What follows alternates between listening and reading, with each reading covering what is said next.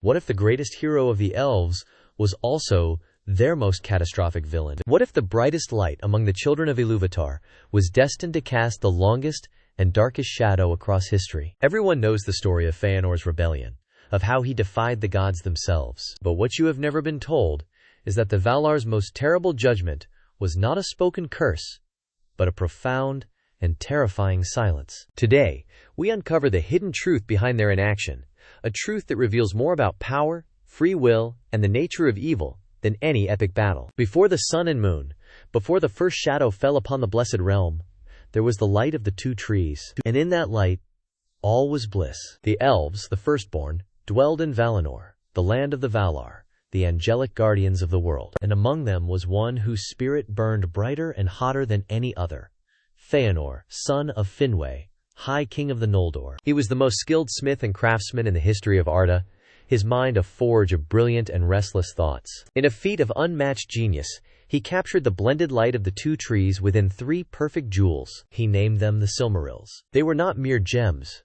They were living light, hallowed and holy, and Fëanor loved them with a terrible, possessive fire. He grew to begrudge even the Valar a glimpse of them, hoarding their beauty for himself. His pride became a wall around his heart, and into this perfect world, a seed of darkness had been replanted. Melkor, the first and most powerful of the Valar, had been released from his long ages of bondage, feigning repentance. But his heart was a pit of eternal night. He saw the pride of Fëanor and the glory of the Silmarils, and he desired them. He coveted their light to quench his own inner darkness. He began to sow lies, subtle as poisoned mist, among the Noldor. He spoke of the new lands of Middle-earth, painting the Valar not as guardians, but as jealous jailers, keeping the elves caged in bliss lest they grow too powerful. The whispers found fertile ground in Fëanor's proud heart. He began to forge weapons, an act unheard of in the land of peace. The love between brothers grew cold. The harmony of Valinor began to crack, the perfect note of its song turning dissonant and sharp. The Valar watched,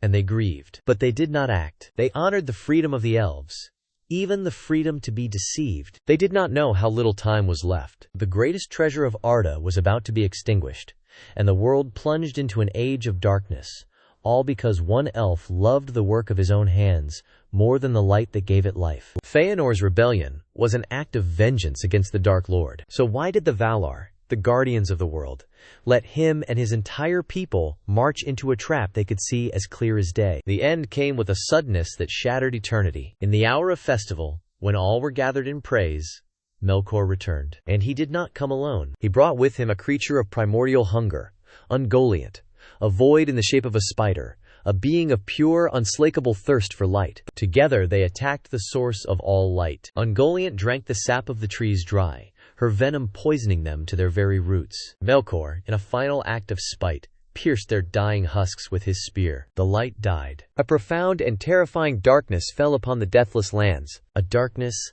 that was not merely the absence of light, but a palpable presence, a smothering cloak of despair woven by Ungoliant herself. In that blackness, Melkor rampaged. He stormed the fortress of Fëanor, slew his father Finwë, the High King, and he stole the Silmarils. When Fëanor learned of this, his grief was a physical cataclysm. It turned in an instant into a white-hot rage that would set the world on fire. He stood before the stunned and grieving host of the Noldor in their city of Tirion, and he renamed the great enemy. No longer Melkor the Mighty One. Now he was Morgoth, the black foe of the world. His speech was a torrent of fire and venom. He blamed Morgoth for the darkness, but he also blamed the Valar for their inaction, for their failure to protect them. He called on his people to abandon the gilded cage of Valinor, to pursue Morgoth to the ends of the earth, and reclaim what was theirs by right. He promised them kingdoms of their own in Middle-earth, freedom from the gentle tyranny of the gods. And then, in that moment of supreme madness and grief,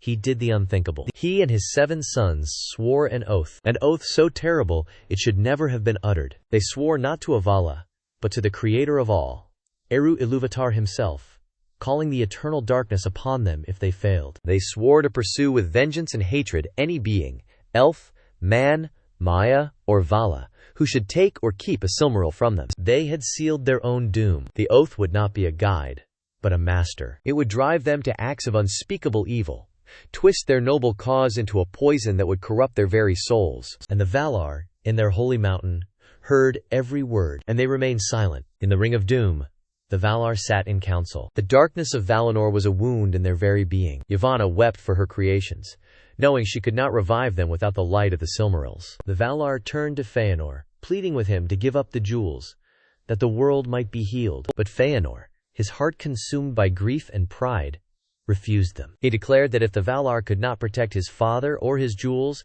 he would trust in his own sword arm instead. He turned his back on them and walked away, a son leaving his father's house forever. It was here that the true judgment was made, not in a clap of thunder or a spoken curse, but in the heart of Manwë, the Lord of the Winds, who loved the elves most of all. He could have commanded the Noldor to stay. He could have barred the pass from the mountains, but he did not. This is the secret few understand. The Valar are not gods in the way mortal men conceive of them. They are bound by the laws of creation, and the highest law is the gift of free will that Eru gave to his children. To force the Noldor to stay, to imprison them for their own good, would be to make Melkor's lies true. It would be to turn Valinor into the very cage Fëanor accused it of being. Their silent judgment was the most terrifying judgment of all, the judgment of consequence. They let them go. They allowed Fëanor to choose his own path, even knowing it led over a cliff. It was the ultimate act of respect for their freedom, the freedom to destroy themselves. Their silence was not weakness.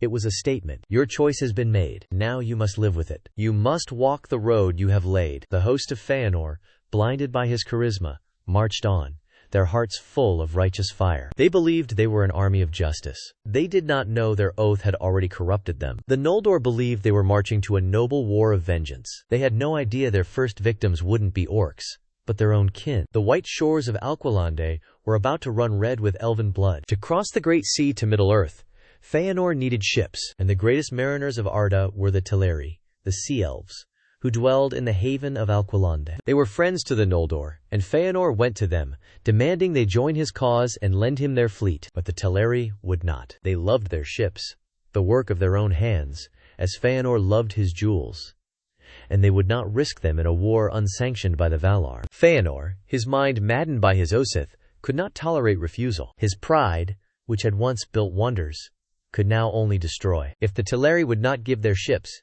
he would take them. He gave the order to attack. It was a slaughter, elf against elf, on the shores of the Blessed Realm, a thing of such horror it had never been conceived. The Noldor, clad in armor and bearing superior weapons, fell upon the Teleri mariners, who fought to defend their property and their lives. Blood spilled on the white sands. The cries of the dying echoed in the once peaceful haven. A word of refusal, a drawn sword, a cry, a slaughter. Fingolfin's host, who had been lagging behind, arrived in the midst of the chaos. Believing the Teleri had attacked the vanguard of their kin, they joined the fray, and the fate of the Teleri was sealed. The Noldor seized the white ships, turned their prows to the north, and left the dead to be washed by the tides. They had won their prize, but they had stained their souls forever. And as they journeyed north along the coast, a voice called out to them from the shadows. A figure stood upon the rocks, and it was said that it was Mandos himself, the doomsman of the Valar, who for the first time spoke their judgment aloud. It was not a curse sent to punish, but a prophecy, a simple reading of the future they had just written in blood. He spoke the doom of the Noldor. Tears unnumbered ye shall shed, he foretold. For though Eru appointed you to die not in the world, and no disease may assail you, yet by battle and by torment ye may be slain, and slain ye shall be, by weapon and by torment and by grief. And your houseless spirits shall come then to Mandos. There long shall ye abide, and yearn for your bodies, and find little pity, though all whom ye have slain should entreat for you. And those that endure in Middle-earth and come not to Mandos shall grow weary of the world as with a great burden, and shall dwindle, and become as shadows of regret before the younger race that cometh after. The Valar have spoken. Fëanor, in his unbreakable pride, scoffs at the prophecy, but his own half-brother, Finarfin, turns back in grief and is forgiven. Was this the Valar's true test, not of strength, but of humility? A test that nearly every single Noldor, in their pride, had just failed? Fëanor pressed on, his heart a furnace of unquenchable fire. But now, his host was divided, and he had come to resent the followers of his half-brother Fingolfin, whom he had always deemed a rival. When they reached the northern wastes, Fëanor and his most loyal followers took the ships and crossed the sea, leaving Fingolfin and the greater part of the Noldor host stranded on the far shore. And there, under the first stars they had seen in an age, he committed his final, monstrous betrayal. He ordered the ships to be burned. The beautiful swan ships of Alqualande, one with so much blood, were consumed in a great conflagration. The fire was a beacon of his rebellion and a monument to his pride. "Let them curse my name," he said of those he abandoned, "and curse it justly, but let them return to the cages of the Valar. Let the ships burn!"